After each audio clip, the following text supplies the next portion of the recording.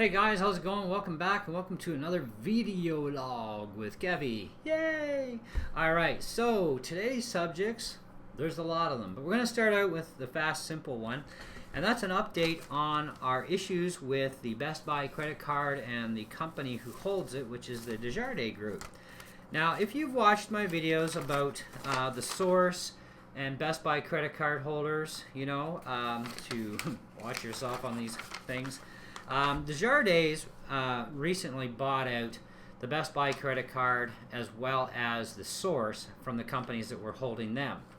And they've also now, just as a new update, bought the Sears long distance plan for home telephones. So if you have a Sears long distance plan, yep, you're now part of the Desjardins mess too. So they now have that company. Now you'll remember that back in December, I got a letter from them, of course, with my current balances on my account to a certain point on the paperwork anyway.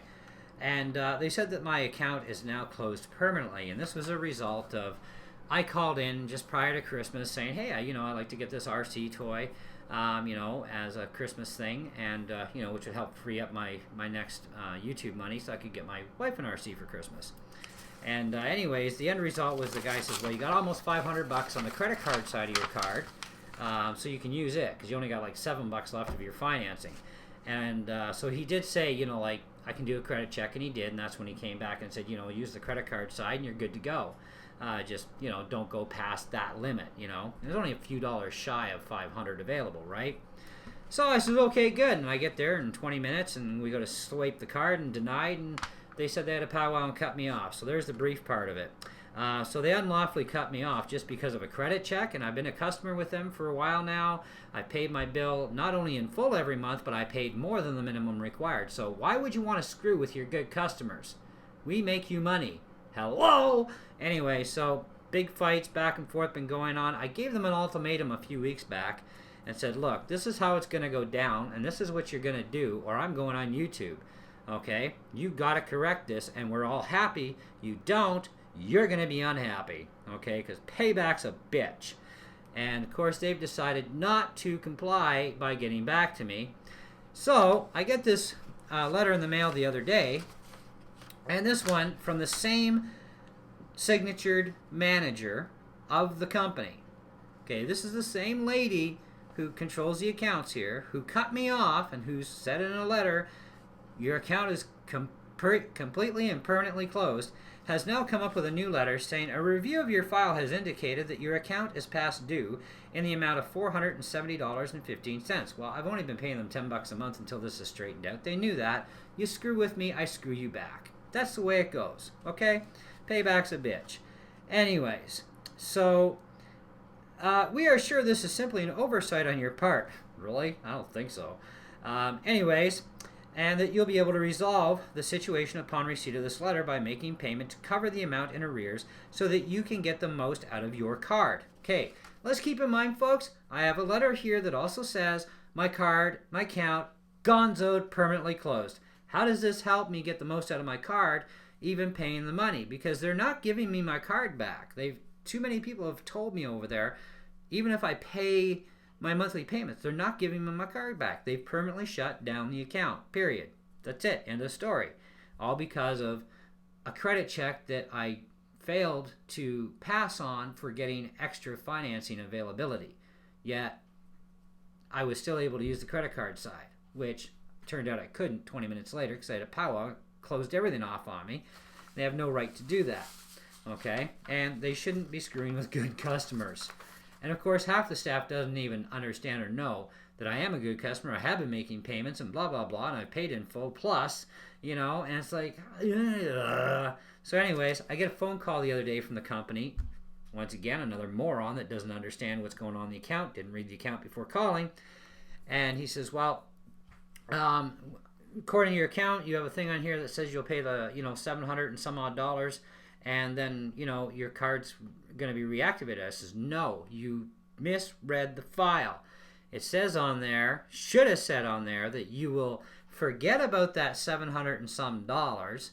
We're going to start out right where we left off of the last normal payments, plus you will count the $30 I did pay, okay? and we'll just continue on with normal monthly payments, and you'll reactivate my card and give it to me in writing that you have reactivated my card first before you get any money, and you will guarantee me in that letter that you will not interrupt this card for any reason whatsoever unless, of course, I screw up, which I won't, because I did not get involved with you guys to screw you. However, right now, you're screwing with me, you're screwing with my credit rating, you get screwed back. That's the way it goes.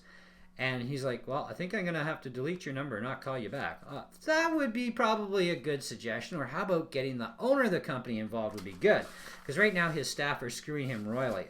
I feel sorry for everybody who's a victim like me in this position, because even people who have more money than I know what to even do with are also getting cards chopped for no reason. Because since Desjardins took over, of course, I have it from staff on recordings that they've been going through people's accounts. And if they don't like your credit score, they're just going to cut you off. They're not even going to tell you, okay, till you go and swipe your card and gets declined. And you're like, huh? Because your accounts online will read differently.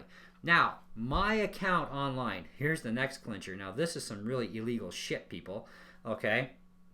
Now, my account online had said that I had X amount of dollars to the good, okay? This has been a few months now since this has happened. We're in February now. The account has been altered since then to put me into the bad side on the credit card. And then, of course, my financing side was still screwed. Okay. So what happened to the almost $500? Now it's been reversed, that now the card only has about, a couple of dollars left on it and everything else. And it's like everything got maxed out on both sides. And it's like, okay, this is not right. So anyways, I took a screenshot recently of what's been going on since then. And I'm going to read you the most current, which is actually matching my same screenshot. Right now it says on my credit card that I have $756.83 as a minimum due payment on a credit card, by the way, that only has an authorized limit of $500. Now, keep in mind in December, there was almost $500 of available credit. Okay? They have charged my card for almost $700 and some dollars, okay, since they've closed my account. They've put charges on my credit card. Those charges have been reflected as a payment on my financing side.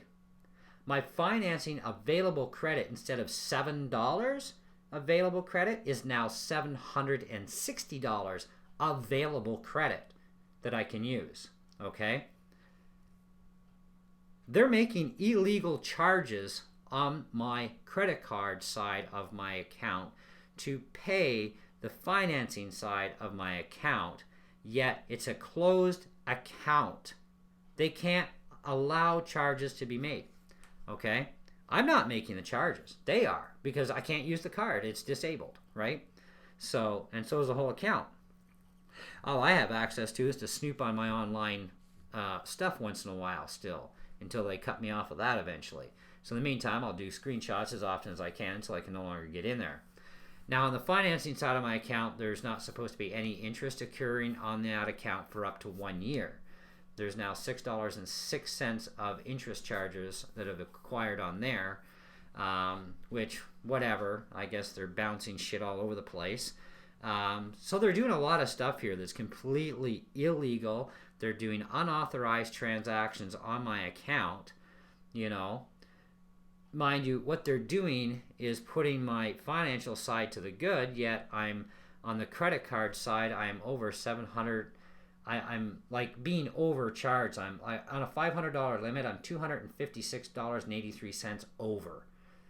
Now, let me remind you again, in December and even in January, like December for sure, I had an available credit of just shy of $500, okay, on the credit card side, and $7 available on my financing side, okay?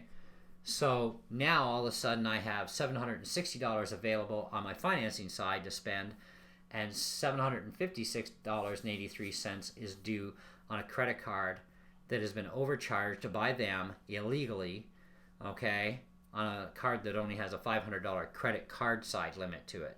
Their accounts are really weird the way they work, but how your account system works with them is one side is financing, the other side is an authorized credit card limit, where it's kind of like a MasterCard, but it only works at Best Buy, okay? But it's the credit card side, you should be paying off at the end of the month, or you incur interest. If you don't, no big deal, you get paid interest. Who cares, right? Your financing side is a fixed rate, no matter what. You don't pay any interest on that side of it because you're going from 12 months to 36 months or longer, depending on the items, right? They allow you to purchase over a long period with no interest, okay? So now I've incurred interest somehow on a non-interest area, and of course my credit card side has been, like I said, illegally charged to the point where I had almost $500 to the good. Now they've made enough charges that I owe $756.83 on a card that I should have only been shy on of about 32 bucks or something. I don't know how it worked exactly, but you know, I had enough money there in December to make that purchase, and then they cut me off within 20 minutes after getting off the phone. So yeah, they're committing severe acts of fraud, among other things here, unauthorized transactions in my account. It's supposed to be a closed account. They've not reopened my account. They have not called me back to agree to my terms of reopening the account because they unlawfully cut it off. Okay, they've caused me severe undue stress, which I can definitely sue them for at any time I want. You know, as well as the public humiliation of being declined 20 minutes after leaving the house to go make a charge on that card so I could get my thing done, because the guy said you have the available credit up to just shy of 500 bucks here. It was like a few dollars shy, and stick within that limit and you're good. And I was well under the limit with my purchases, and I got declined. And this is the same guy who told me we had a powwow and we cut your ass off. It's like, what the fuck kind of company is this? Seriously. So that solves the vlog side of the house for an update for the Best Buy, because I know a lot of you guys have been asking me, you know, hey, is there an update for this? What's been going on? And so I thought I'd make that update as part of the video log, and so that's why it's in the title. So on to the rest of life that's fun and interesting, of good shit. I'm really enjoying the hell out of my HSP monster truck that I picked up. And that thing's been great. I did break the bumper a little bit yesterday when I was doing 3S run on it. It can only take so much of a pounding in cold weather and hard crashing at God knows how fast it was going, but it was going really good. So I temporarily fixed most of the bumper, and I'm still missing a piece, but it's not critical. So I'll buy a new bumper eventually anyway. But now, as far as what's up and coming on the channel, this month, well, next week, I'll be getting a new RC. It's not a very expensive one, but it's also something that I'll tell you right now ahead of time. It is a toy grade machine, but it's got the potential for hobby grade. And a lot of people have hobby graded this thing, which is another reason for me getting it, because it saves me from buying the hobby grade version of it right now. And so I'm thinking, oh, that's not a bad idea, and at least I can afford it, because with the money I've got a lot of bills to cover this month. Next month I got a few things I got to cover, so I won't be getting anything new for RC stuff next month unless a miracle happens, but I'm not counting on anything because I do have to cover a few things. So April will probably be the next time I'll actually be getting either RC parts in or RCs. So my entire plans got completely kiboshed in the last, like, not even 2 weeks on me. That's kicking me in the butt for the next 2 months. So, because I had planned on buying an RC a month for 5 months and then going parts happy. But some things have come up and they have to be taken care of. So I'm going to work on getting that stuff taken care of, and then things hopefully might go back to normal if I'm lucky. But then we continue on as always, right? But at least I have been getting some stuff in, you know, for some mod parts for my SCX10. That was great. You know, and I've been able to repair a few things. My Slash is still down. It's probably going to be down until at least the end of the month, from the looks of things. Because I got to get a new axle for it and just can't afford it right now. But it's the way it goes. Good thing I got other machines in reserve, you know, so if I break one and it has to sit, at least I got more stuff to play with. But I do miss playing with my Slash because I love my Slash. But I do have other steroid machines too. But other than that, guys, not too much else has been going on. That Best Buy thing has been the most worst nightmare ever. I still have plans for doing some more mods to the Kyosho Blizzard, but that's going to be when I can get the motors for it, and then after I get the new motors for it, I'm going to be leaving it alone until about the fall, and next fall then I'll get in the tracks, and I'll get in the Sabertooth ESC and a few other things I want to get for it to finish it off. And it's going to be my winter toy. I'm not, right at this minute, I'm not looking at driving that thing in the spring and summer. Even though they say, yeah, I can go on this terrain, that terrain, that terrain, I like it for the snow the best. I'll tell you why. You get it out of the snow, you bring it in the house, you sit it on the ground, you let all the shit melt off of it, and then it drip dries, and you throw it on the shelf. That's it. You know, you're not getting it all full of mud and crap and sand and causing all kinds of other problems. You know, so I like to keep that machine going as long as I can, especially until I can order a lot of replacement parts in for it. You know, extra suspension springs and wheels and stuff, that sort of thing. You know, and of course I'm going to get the metal tracks for it. So the plastic tracks will definitely, like, you know, probably last forever because they won't be used again unless something happens to a metal track, you know, and then of course I'll have to go back to standard tracks till I get the metal ones fixed. But I've never heard of anybody breaking the metal tracks, so I think I'm okay. I also have plans. I may or may not, I don't know. I'm actually almost thinking of selling it, but I don't know yet, is my Piston Bully 600. It's the same idea. It's a snowcat, and it was the first one I got. I wanted it when I first saw it. I know it's toy grade, but you can hobby grade this thing too. And it was my first snowcat. Sorry, actually it was my second snowcat, because I did have the first snowcat from Dickey Toys. I think it was their very first version of this thing. Yes, that was a while back, and then I got this one. So this is my second snowcat. Kyosho's the third, and the Kyosho's the hobby grade one.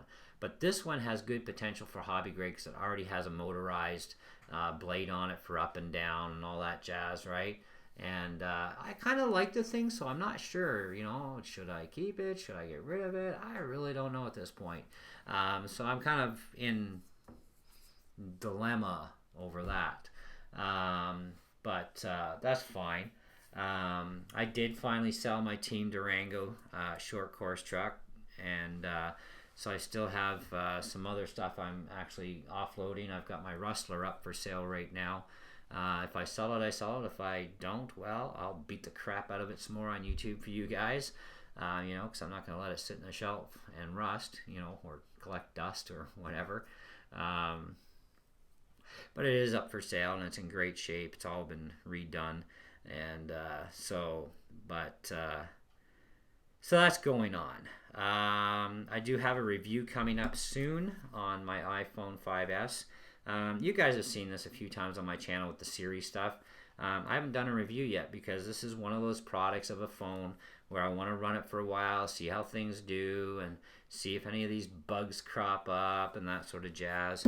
And then I'll give you a fair and honest review on it. So that's a product that I need to spend time with, but that review will probably be coming up very, very soon for you guys, because it's pretty much time to do it anyways. I just got to get motivated to do it. What else has been going on? Not a whole boatload. I still got my HP laptop that I'm using from time to time. I actually like using it for doing the slow-mo vids with, because I tried to learn how to do slow-mo with VideoPad Editor, but I think I'm being stopped because the program is a free version, and you do have a version that you pay for, so I may have to actually pay for the paid version just to get access to the slow-mo features and some other features that I can't right now for some reason. I don't know. I tried just cutting the time like in half type of thing, or into a third, which I figured, you know, that should slow it down, but no, it still plays with full length. You know, it's like, what the hell? So I don't know. It's different working on a Mac with video editing software, which kind of is making me thankful. I still kind of have this HP around, but I still have my wife's computer I can use if I really wanted to. She's running a Windows machine.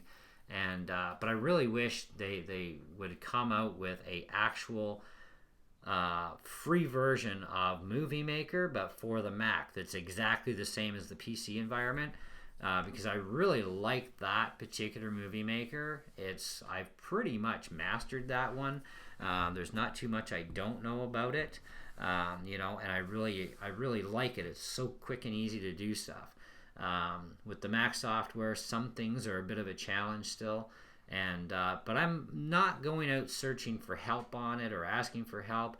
I'm just friggin' trying to figure it out on my own, because it's a good way for me to learn something, is to figure it out on my own sometimes, where sometimes I do actually ask for help. Help, how do I do this? But this is a thing where it's software. I want to learn it on my own. It's the only way I'm going to learn anything. So, but anyways, what else? Not much else is going on at this point. Like I said, what's going to be going on for the next little bit is what's going on, and everything else in life, of course, is always never in our control. We don't control life. It kind of dictates itself at times. I don't know when the next brand new cool RC is coming through my door, but hopefully it would be soon, would be nice. But we'll have to see how things go. Other than that, obviously, yeah, still smoking, haven't quit yet. Best Buy has been keeping my nerves so shot that it's just impossible for me, and I've been trying the e-cigarette here and there more and more, and starting to try and get used to that too. And I think I just gotta quit, period. Just not even switch off or something. I don't know, just try and quit outright. I don't know. I'll have to figure it out eventually. But other than that, things are going pretty good. We just had to get work done on the car. That really hurt. Had to replace the exhaust manifold gasket. So it's like, well, at least it wasn't something I did for a change. No, I'm just kidding. I'm not hard on my car. But I've never actually blown a manifold gasket before. I was like, man, and that was a bit of an expensive job. So, but you have to do it to keep driving. But at least it's fixed. Car's quiet as a mouse. All kinds of horsepower back. And it's funny how much the damn manifold gasket can throw off your car, especially a stick shift. Because I drive a 5-speed stick, and you just have like virtually no power. You know what I mean? It's like, where's the power gone? It's like you have no clutch until it is right at the floor, or not right at the floor, but right at the top. And it's like, man, I'm like trying to struggle to go anywhere, and it's like the noise is getting louder. I can't even hear the stereo in the car. It was that loud. And I thought I snapped the exhaust pipe. Nope. And so anyway, but I know the next repair I got coming up soon on my car too is going to be the steel lines for the clutch. I took a look under the hood the other day, and the steel lines, which is a weird network shape for no good reason. It's like you can just go straight across, bend it this way, and save yourself a lot of pipe. Anyways, that area for the clutch has to get replaced soon because it's rusting pretty bad. So I'm going to clean off the rust, and hopefully I can just spray paint it to give it a little bit of extra life, and try and get through to at least hopefully late spring, early summer with it. There's not a lot of pressure in a clutch system, but it's rusting, and you got to watch that stuff. I don't want to be driving down the road and all of a sudden the line blows, like, great, no clutch now, that would suck, because that means a tow fee. So I got to get that taken care of probably in another month or two. I got to get that fixed. But I think I might do that myself, but I just got to pick up a brake flaring tool kit, a little bit of steel line, and some connectors, and I can fix that myself easy enough in the spring. So at least that's one job in the shop I don't have to take to, unless it blows up before winter's over, because I'm not working on my own car in the winter. I'll take it to the mechanic and let him figure it out. But I'm going to try and get that done myself in the spring, so I'm going to try and make it last. Yeah, other than that, that's pretty much about what's been going on lately. So not much else is developed for new stuff. I've had a few people request Kimball to come back, our friendly alien in green. That's going to be happening soon. Just waiting for the snow to go away and Kimball will show his self again. So those of you who like my Kimball alien guy, yeah, he'll be coming back to the screen soon, don't worry. Yeah, that's pretty much what's going on. The other thing is I'm going to be picking up a probably a Garmin GPS, the ones that the Speedrunner guys are using. I know the Sky RC one is out there for $100, but I know the Garmin is extremely accurate and it's extremely good quality. So I'm probably going to go for the Garmin one. I don't mind paying the extra money to have the quality and performance level there. But that's something I'll have to, go more closer towards the summer. Because I'm not getting into speed running. Like, I'm not joining any clubs or anything. I could care less for that stuff. But just to do it for myself and, GPS out all my cars and, put those videos up for you guys so you know what they run, stock gearing and, speed gearing that's supported for them, and maybe a little bit of way over gearing. And I'm really curious on this HSP truck, because on 2S that thing is mental. On 3S it's absolutely insane speed, and the stock gearing on it is 2164, and it's like I like to see how fast that's going, but I also want to jack it up as high as it can go too, and see how much speed I can really push out of that system. And but I'm also going to have to get a heat gun for that too, so I can keep an eye on my temps, because I'm going to be doing it without the fan running on the ESC, because the fans does steal a lot of performance from your machine. So I'm going to have to unhook the fan for the 2S and 3S runs when I do that. But other than that, that's pretty much about it for now, guys. So I hope you enjoyed the video log. Hope you enjoyed the update too. For those of you who've been asking about the updates on that Best Buy credit card thing and the Source, and I'm only being affected by the Best Buy card, but the Source card is also run and owned by the Desjardins Group as well, so those accounts and people are being affected too. So hey, you know what, if you've been victimized by this company, speak up about it on YouTube.